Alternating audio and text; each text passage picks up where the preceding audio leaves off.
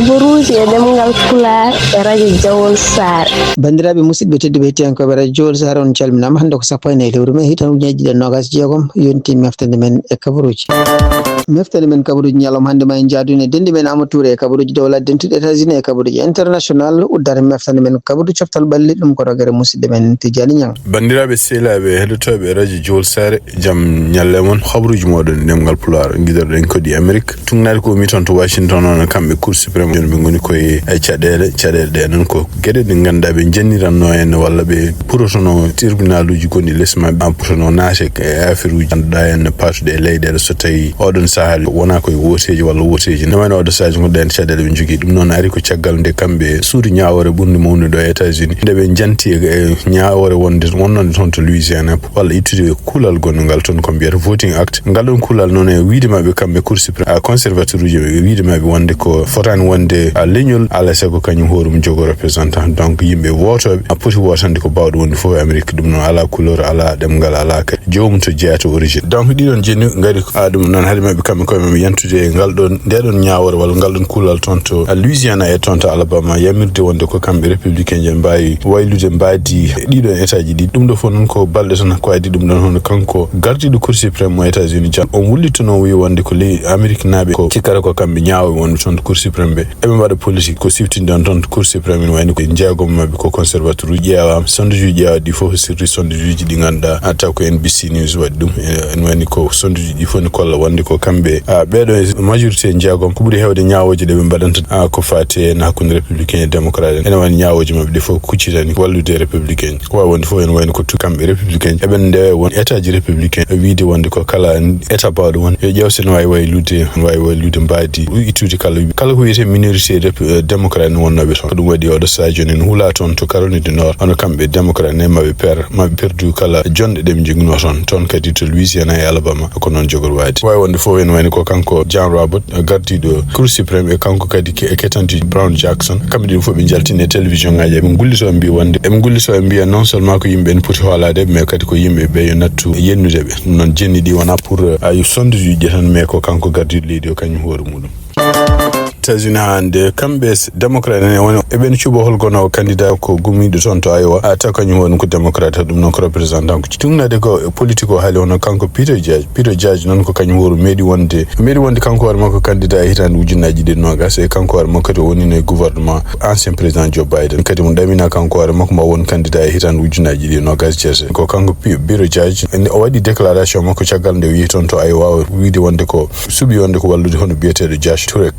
Turek noon ko kañum fof ɗo ndirte oɗo sadio ne démocrate goɗɗo kanko Peter Judge noon wayno gargol makko toon to Iowa yentede caggal nde kanko sénateur Elizabeth kañum hoɗum nde arno toon wiide wonde ko kañum suuɓi ko candidat goɗɗo biyeteɗo Zach Wall tungnade hande histoire ko haali hono kanko Peter Judge nde o haali wonde ko e nder hitande ujunnaji ɗiɗi nogas ene wayno ko sababu nde campagne mabɓe waɗi ala photo yahani ene wayno ko kamɓe ɗum waɗi kanko gagni toon to Iowa wonande campagne makko e présidentiel hitande ujunnaji ɗiɗi nogas won sénateur uji woɗɓe taw ko démocrate enen jaade makko kanko Peter Judge pour supportude on biyeteɗo Turek en jaa hen on kanko sénateur Tammy Duckworth ɗum noon ko ancien combattant jeeya toon de Illinois e sénateur goɗɗo jeeyaɗo toon to Nevada biyeteɗo Catherine Cortez Masto kanko Masih Hassan jeeya toon to New Hampshire ɓeɗo fof en wayno ko kañumen koye men supporté oɗo sadio ko kanko biyeteɗo Turek ɗum noon en wayno kadi nennoɗo wonde sénateur toon to Iowa hono démocrate biyeteɗo Tom Harkin kañum hoore mum ene wayno suuɓi ko Turek hande habaruji men États-Unis tungnade kadi e ñawor umminde toon to juge goto taw ko juge fédéral en wayno ko ɗum noon windi ko ene wona nogasi jeegom ɗerewol ko windi ko kadi ene wayno ko ari ko caggal nde kanko Marco Rubio gardiɗo affaire étrangère nde waɗi yamirore wonande oɗo jeeyaɗo toon to Italie hono ɗo Albanese ene wayno ko liggotoɗo kañum hoore Nations Unies nde waɗi recommandation wonande ICC ɗum noon ko tribunal international gonton to hay yo enquête kala ko fate bonandeji caɗele ɗe ganduɗa ene kamɓe Israël naɓe mbaɗi Palestine naɓe toon to Gaza ɗum noon e wayno ko kanko Marco Rubio e yamirore umminde toon to Donald Trump waɗi no wino wonde ko kanko oɗo debbo biyete Francesca Albanese ɗum noon ko liggotoɗo Nations Unies ko mbiyata rapporteur pour waji walla haqqi Palestine naɓe yo sanction ngaji mbaɗi paye muɗum haɗi noon sanction ngaji noon ko sibabude kañum e wiide makko kanko Donald Trump walla wiide makko kanko Marco Rubio ene wayno ko kanko yamiri oɗo tribunal international gonton laye yo enquête kala ko fate contre Israël naɓe e nder ñawore nde kanko oɗo juge wi wonde ko oɗo debbo ko waɗi ko en ko recommandation ko ɗum noon ko haalata e halka kadi je ko e droit gonde constitution mo États-Unis ko biata free speech administration mako kanko Donald Trump dum département justice bi wonde ko odo debbo wona américain di kany hoore mum wona leydi wuri ala hage ngal do kulal gongal constitution ko biata free speech kono e kanko nyaawo ko haali ko wi wonde ko d'abord odo debbo en jogi biddi jibinaado do e Amérique kadi en jogi galle do e Amérique kadi liggoto ko Nations Unies donc en jogi hande droit renete so taw ko odo ndedo ngal don kulal gongal constitution pour haalde kala ko ne mijum kadi odo debbo ko haali ko dikaado haala walla dido waaji beedo ankitobe ko faati penal international ala fu battande de haaluji makko kanko odo debbo jogi ko faati décision ngaji cour penal international be jefti ko contre Israel na aton to Gaza Khabaruji men États-Unis ande tunnaade kadi ko meton to tribunal de jono kanko Elon Musk jaadude Donald Trump en jillumum ton to Chine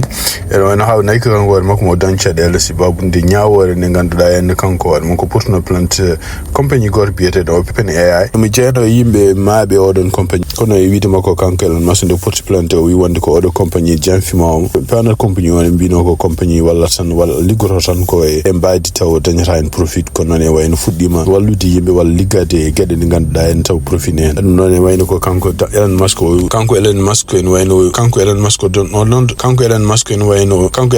wayno noddono ton to California donc hakki balle teto won ton tribunal uji ton to Oakland e kono e wayno ko ciagal mudum juge goto kanyu woro bietede even Gonzales Rogers kanyu wonde namdi wonde avocat ji OpenAI inde namdi dumen wi wonde esko kambe be cokli odo sa joni kanko Elon Musk wonno don walla be cokli kanko wonko no dise so tawi sohlam ko way wonde fof dum woni donc kanko odo juge debbo wi wonde ko Elon Musk en way yaade pour en way hodde odo nyalom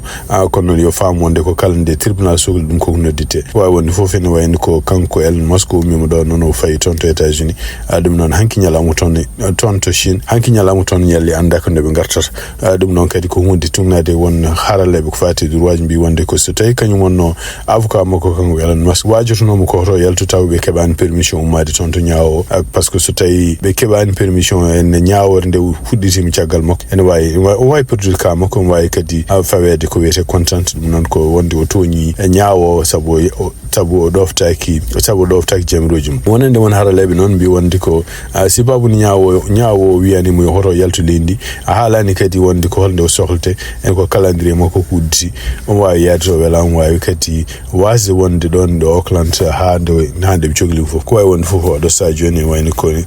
ko yimbe defando bum kanko Elon Musk ngoni koy duwade so tay ngoni koy duwade hon nyaaworde bamtu hade makko artude kanko Elon Musk dum non gondo ton to Chine Kaburuji e demngal Pulaar e radio Jawol Sar Khabaruji men international ko tonto e Chine tungnade Al Jazeera ko reporti andono kanko president wa États-Unis Donald Trump e tolno makko mo Chine Xi Jinping bawi halde gede kewde ene jaa e don gede wallude bele ko cirtol hormuz ngol bel uddite tungnade kongol gumingol don to Maison Blanche be bi wonde artibe leydi Chine ko ma ballu won cirtol hormuz ngol oppe uddito pour belen wawa yamirde kala laade dewoje don taw laade de kan badata ko gede patude kubam ko jida dum kadi ko fati visit makko kanko Donald Trump citizen wayno ko kongudi kanko Xi Jinping haysinde wonde ko jabi wonde ko mo wallondire Donald Trump pour ko fati deejire aduna fu en wayno rentini Donald Trump rentini America wi wonde ko kala de kambe Chine be gummini ko fati Taiwan so tay America jidi jam en wayno yo nangu kunu dum en non kadi ko hunde wiide wonde ko so tay odon jidi andude holdum dola men bay ƴeewe nadde hakkunde men Taiwan hande ton to Chine tungnade kadi ko winda ton der page mabbe ex on ton to ministère des affaires étrangères mo Chine kongol ton hon kanko biyeto mawni der ko posti page mabbe social aussi hen photo hono kanko gardido leydi Chine e gardido leydi États-Unis dum non tawi visite ton nokku mo ganda biyetedo nokku gondo ton to Beijing dum non odo nokku kadi ko nokku mo ganda kambe Chine waji fo be respect dum ko woni kanko tanko gardido leydi Chine o e der ko odon windi page mum social o famni Donald Trump nedi e newanade kala ko taga en foti toujours wandi hunde ande neddo foti dogande e kadi en wayni ko neddo kadi foti kadi nationality loi nature dum no fono ne wayni ko jenni faade makko kanko Donald Trump on kanko ministre des affaires étrangères mo Iran non ko Abbas Argachi nder ko windi nder media social o noddi kala leyɗele jaade BRICS non le Chine e Russie ni jahen yo pella jangu kambe États-Unis Israël be mbadi leydi mabbe ton to Iran kanko Abbas Argachi kadi wi wonde ko Iran jogorani turanade hay goto ko fati ko jita dum non kadi en ton to Liban ha kaldigal mabbe fudditi ton kadi ton to Washington DC dum fo ko belen usta cadele nokuje gure gonde bangi warko Liban hande tugnade ko mi ton to Moyen-Orient en biwo famdi fof Palestine be nayo mbaram kam Israel mbari dum ton to Gaza awdo alhamisa a Gaza hay sesel fonnodo wonde hakkunde kam Israel e Gaza en continue won don e wani Israel en continue mbara be Palestine be ton to West Bank ko jita dum kadi ton to Israel en wayno ko yimbe sebbiti bita ko juif nabe maaji ton hande ton to Jerusalem e bi wonde hangadi ko kambe ko leydi mabbe kambe maajo be non e wayno ko jimbi e wonde arabe gondo non fof en foti warede gure kambe arabe be gonde foni pour dupet dum do fo non e wayno ko kambe ngardingo Israel e dum non dole mudum en kucciren kala haydar tonto Sénégal tunnade kadi habruji gomridi tonto Sénégal no kambe Pastef ko mum toppiri ko fate kule odo parti no wayno dabbi wadi dabbande wi wonde ko kala jiddo ardade odo parti en foti addude kayitaji mudum à partir du 15 mai dum non hitande ujunaji no gasi jeego dum non e wayno ko à partir de den 0 heure odon yalawon ko den be kabar kayitaji kala jiddo ardade odo non haysinde wonde ko en anda ko hol jogorbe won hol anda ko taw tay wonbe jogorbe wiide jiddo ardade odo parti ko non e wayno ko kan Ousmane Sonko kam en laabi wonde ko kanko woni jogordo wonde kadi artirede pour ardade parti Pastef ton Sénégal hande kabruji men international e batum bongu ton to Kazan dum non ko leydi wietendi Tatarstan en woni ko kambe leydi Sénégal be mbawi subede wonde yobe gon vice président odo conférence baddo ton dum non ko fedde aduna en kero topirin ko fate gede islam e tu jangdi mudum e science e kadi ko fate pine mudum ande do ferno wiete ko ISESCO subede Sénégal non yo won didabo ko fate ne odo organisation dum non kadi en woni ko kambe jogor wonde vice président e duubi nayi garuji kambe Sénégal en woni be takkondirte ko Egypte ko kanyum ardi nde do fedde pour duubi nayi garuji fayde mawdo wonande kambe leydi Sénégal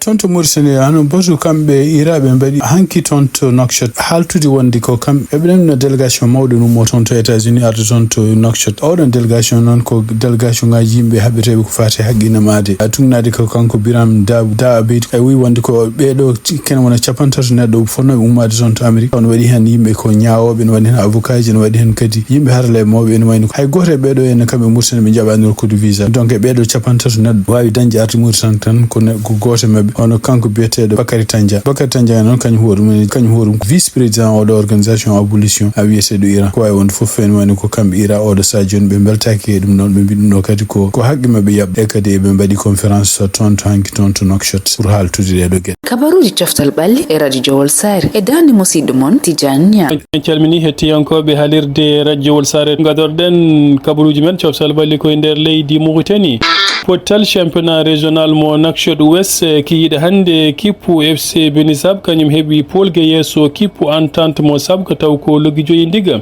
fédération mo leydi Mauritanie ɓe jaltini bayinago mum yettor fade jouruji ɗiɗi équipe nationale mo leydi Mauritanie caggal ndeminoy championnat mo leydi Rwanda hitande ujunnaji ɗe nogas joyi hitande ujunnaji ɗe nogas jeegom e kippu Al Hilal mo Soudan ko Gessuma Fofana e biteɗo Mohamed Saleh Mbarek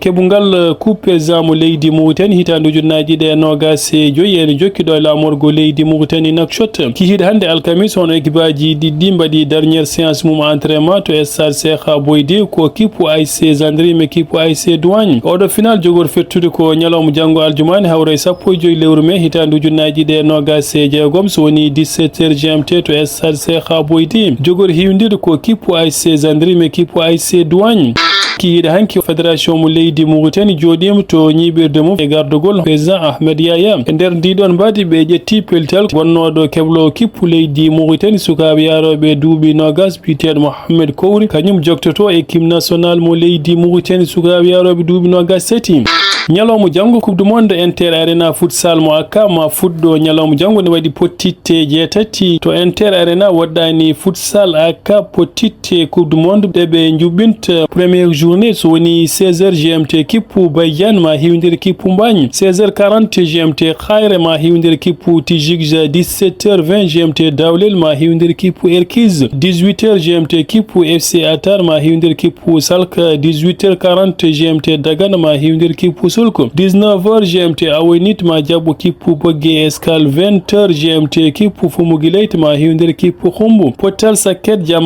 jango première journée coupe du monde inter arena so woni 20h40 GMT ganki jeri ma hiwnder kippu sababu nimjad keblo kippu leydi France DJ Deschamps nyalom hando noddi dogol nogas jeegom perto équipe nationale mo leydi France e coupe du monde jogordo yubine to leydel dentude Amérique ha to Canada et Mexique to noddi nogas jeegom perto en tawi hen 3 gardiens de but 9 défenseurs 5 milieux terrain et 9 attaquants teskamo basgol noddugol hono butedo Randall Colomani e butedo Edouard Camavinga teskamo kadi gargol butedo Lacroix teskamo noddugol gardien lance butedo Robben Risser yencuudi championnat mo leydi Espagne potite kiide hande Gérone kanyum jabino kippu Real Sociedad potel ngal way gasi ko deki on partout Valence kanyum hiwdirno kippu Rayo Vallecano potel ngal way gasi ko deki on partout Real Madrid kanyum samti kippu Real Valladolid taw ko logidide ndiga championnat ji dunde Europe nyalawmu jangu barrage ngam montude Ligue 1 kippu Saint-Étienne ma hiwdir kippu Rodez woni 18h30 GMT Premier League championnat mo leydi Angleterre nyalawmu jangu 19h GMT Aston Villa ma hiwdir kippu Liverpool gudiren kabruji men coftal bali ko fati Coupe d'Afrique sukabe yarobe duubi sappo jeedid jubbinte to leydi Maroc potitte nyalawmu hande kippu Egypte kanyum hiwdirno Ethiopie potel ngal way gasir ko dekki 0-0 Côte d'Ivoire kanyum samti kippu Cameroun logidide ndiga Uganda kanyum hebi polge yeso kippu République démocratique du Congo taw ko logitete ndiga Maroc kanyum jabino kippu Tunisie potel ngal way gasir ko dekki on part nyalawmu hande Mali kanyum hiwdirno kippu Angola potel ngal way gasir ko dekki 0-0 Sénégal kanyum hiwdirno kippu Afrique du Sud ko Afrique Sud way hebde polgu logidide logol gotol Tanzanie kanyum samti kippu Mozambique logitete ndiga Algérie kanyum hiwdirno kippu Ghana potel ngal way gasir ko dekki do partout potite padi ko sappo jeegom dudo lewndu gonden so woni 13h GMT Tunisie ma hiwdir kippu Égypte 16h GMT Cameroun ma jabbo kippu Uganda 19h GMT kippu Éthiopie ma hiwdir kippu Maroc 19h GMT République démocratique du Congo ma hiwdir kippu Côte d'Ivoire kabruji men coftal balli ko do kaade en calmini hettiyankoɓe haalirde radio Wolsare to mbawi wonde fof golle mon jodi pewi Seydi Niang Seydi Touré hettiyankoɓe radio Wolsare ko ɗo tongi meftande kabruji men jam hande e ñaguimi jam o jam woni e jonggo mum nde waɗanten jam ha ɓuuɗen jam wonde jam yen wone jam